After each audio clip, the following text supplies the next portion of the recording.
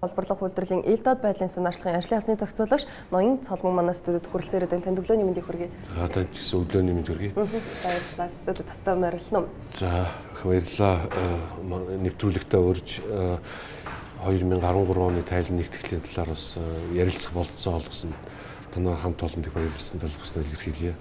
Тэгээд яг тэгэхээр бид зөвхөн ярилцах бололцоо олгоо зогсохгүй бас тайлангийн гол дүгнэлтүүдийг бол бас үзэгчдэд танилцуулсан байгаа хөлбөрийн өмнөх хэсэгт. Тэгэхээр ерөнхийдөө урд тайлангуудаас сайн басан гэж дүгнэх басан гол шалтгаан нь юу юм бэ? Яг энэ талаар хойлоо яваа. Тэгээд гол шалтгаан нь бол 2013 онд олборлох үйлдвэрлэлийн тод байдлын санаачлагын шинэ стандарт гэдэг юм бий болсон. Олон улсын одоо стандарт өөрөөр хэлбэл одоо энэ санаачлагыг дэлхийн 48 орн хэрэгжүүлж ингэж байгаа. Тэгээд энэ 48 орн бол нэг стандарттай болчихж байгаа. Тэгээд энэ стандартын хүрээнд бол орлого төлбөрийн нэгтгэлээс гадна тусгай зөвшөөрөл, байгаль орчны нөхөн сэргээлтийн зардал, за тэгээд одоо нөгөө хувьцаа эзэмшигчдийн нэрс, хувьцаа эзэмшигдэх хэмжээ гэх мэтэр ингээ олон бас 5-6 одоо шинэ нэмэлт мэдээллийг үйлдвэрлэл борлуулалт, ашигт малтмуулын одоо үйлдвэрлэл борлуулалт гэх мэтэр маш өргөн хүрээнд бол энэ 5-6 төрлөөр нэмэгдэж бол энэ тайлан гарсан байна. Тэгэхээр энэ бол Улаанбаатар аудит партнерс гэдэг энэ олон улс болон Монголдо нэлээд тийм туршлагатай ийм компани бол энэ шинэ стандартын дагуу бол хэрэгжүүлсэн байгаа. Тэгэхээр бол бид анх бол жоохон болгоомжтой хандж ирсэн бас шинэ стандартын дагуу тайлан нэгтгэл хийхэд бол бас ямар бэрхшээл учрах бол гэж бас жоохон болгоомжтой хандж байсан. Тийм учраас бол яаран даран одоо дүгнэлт хийгээгүй.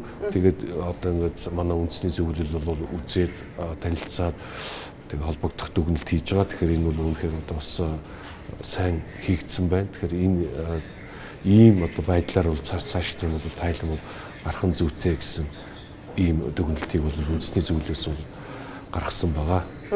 Тэгэхээр гол дүгнэлтээс гадна бас компаниуд олон төрлийн байгууллагуудын өмнөх оны жилүүдийн одоо тайланд харагдчихсан үнийн дүнгийн зөрүү бол багассан ба штэ. Яг энийг яаж ямар арга замаар буурч одоо?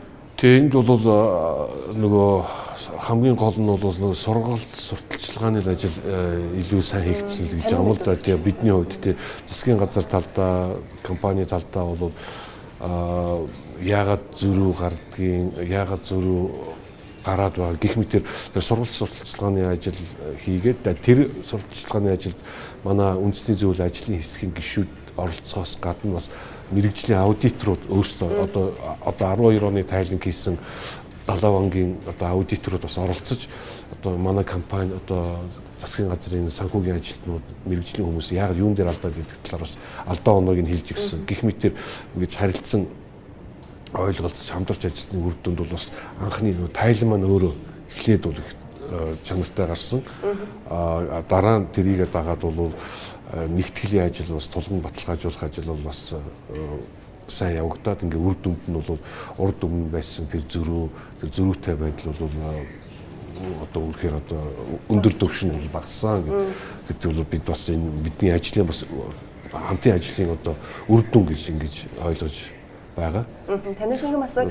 Татрын наривчлал зэрэг тулгымцаа асуудлууд ч гэсэн байсаар шүү дээ. Үнийг цаашид яаж арилгах боломжтой вэ? Тэгээд татврын хувьд бол бас энэ бол манай цаашд хийх ажлын бас нэг чухал чиглэл гэж ингэж ойлгож байгаа. Яг л авах ёстой татвараа авч чадж гин үгүй гэдэг нь бас нэг асуудал. Гэхдээ бид нар бол бас татврын албаны өдөр тутмын ажил бол бас орж болохгүй. Тэгэхээр энэ бол мэргэжлийн байгууллага хийдэг ажил. Гэхдээ бол бас энэ манай мэргэжлийн байгууллагууд бол бас энэ ажлаа бас чанартай хийхтийн төлөө бас сэтгэл гаргаж санаачлагтай бас ажиллах ёстой гэдгийг бол бас энэ манай тайлангуудын жилүүдийн тайлангуудаас бол харуулад байна уу гэж бид нэр дотроо одоо боддог доо. Тэгэхээр тайлангийн хувьд томоохон компаниуд мэдээж бас нэлээдгүй ил тод байдаг гэж ойлгож байгаа. Яг орон нутгийн бас дунд жижиг компаниуд дээр яг хэрэгжилт ингээ хүрээд ирэхээр ямар байдалтай байгаа вэ? Тийм энэ дэр бол тал талаасаа бол өчин чармаалт тавьж байгаа. Орон нутагт тухайлбал бид одоо нутгийн одоо сумын одоо салбар зөвлөл байгуулж байгаа олборлох үйлдвэрлэлийн тод байдлын санаачлагын салбар зөвлөлийг бол сумдад байгуулж байгаа. Одоо жишээлбэл одоо Баянхонгор аймгийн Галуут сум, Булган аймгийн Бүрэг хангаа, Төв аймгийн Заамар, Дархан уул аймгийн Шарын гол гэдэг энэ дөрвөн суманд бол бид нэр энэ салбар зүйлийг бол байгуулсан. Мөн энэс гадна бас бусад нийлээдгүй олон сумдаар явсан хэдий ч бол байгуулж чадаагүй зүгээр энэ хэд дээр байгуулсан байгаа. Нөгөө талаас бол аймгийн дэд зүйл гэдгийг байгуулсан байгаа. Тэгэхээр аймгийн дэд зүйлээс бол Эрдэнэт дархан бол 2 аймагт бол байгуулж чадаагүй байгаа. Тэгэхээр энэ бол энэ ажил бол цаашаа. Тэгэхээр энэ хүрээнд орон нутгийн төвшөнд бол тулгамдж байгаа асуудлыг бол бэрхшээлийг бол хамтын хүчээр хамтарч ажиллаж шийдэх тал дээр бол энэ орон нутагт энэ олборлох үйлдвэрлэлийн нээлттэй байдлын санаачлал салбар зүйл, дэд зүйл гэдэг юм яриад байгаа сайн хэлсэн юмыг ашиглах.